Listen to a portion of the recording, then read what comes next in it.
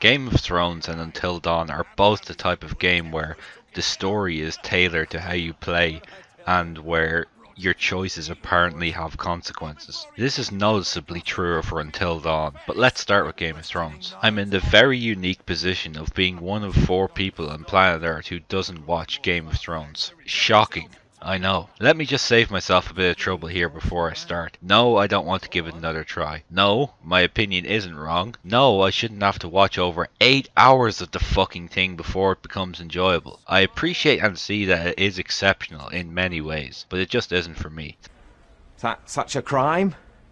Should I be hounded to the ends of the earth? That disclaimer is important though, I think, because I acknowledge that I might not have grasped the essence of the story's appeal due to my unfamiliarity with the show's settings and characters. I'm sure it was at least somewhat tailored to appeal to fans of the series, but honestly, I'm not really certain who this actually appeals to. At best, it was always going to be a shittier version of the TV show with less interesting characters and less dramatic stories. Also, due to the classic Telltale style, which is a little bit more PG-13. I'm sure a lot of Game of Thrones' more visceral and sexual appeal is lost. I wouldn't say the game is bad, but it's so incredibly boring and unnecessary. It starts off well but becomes more and more laborious as time goes on. As far as the game's performance goes, it's the usual infamous dog shit engine that they're strangely attached to. And again, as usual, your choices don't actually make a difference either. They might decide if Archibald from House Crumpet dies now or in 5 minutes, but the same shit ends up happening regardless of what you do. It feels strange for me to be pissing on Telltale for a lack of innovation,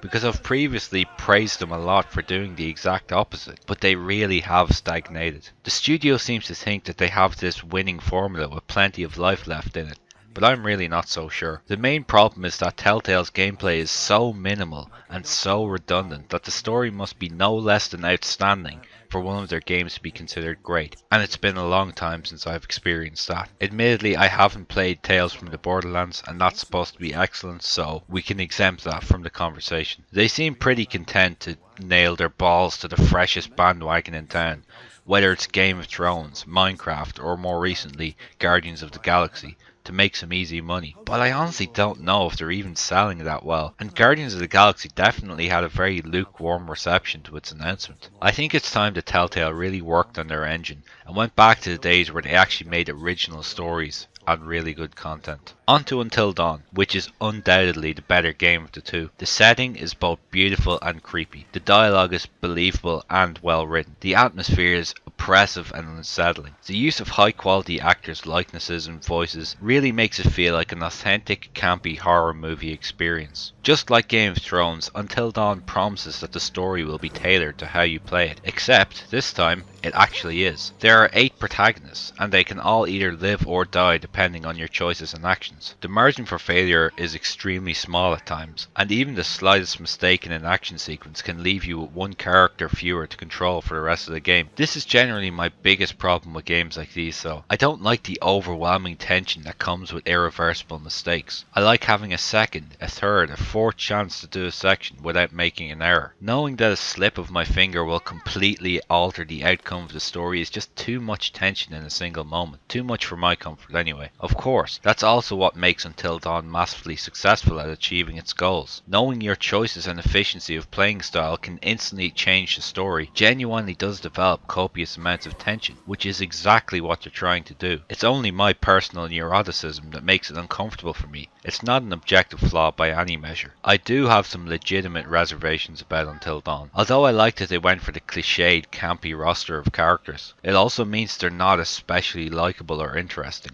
and they generally lack depth. Bar Josh, I think. Josh was a fantastic character and easily my favourite.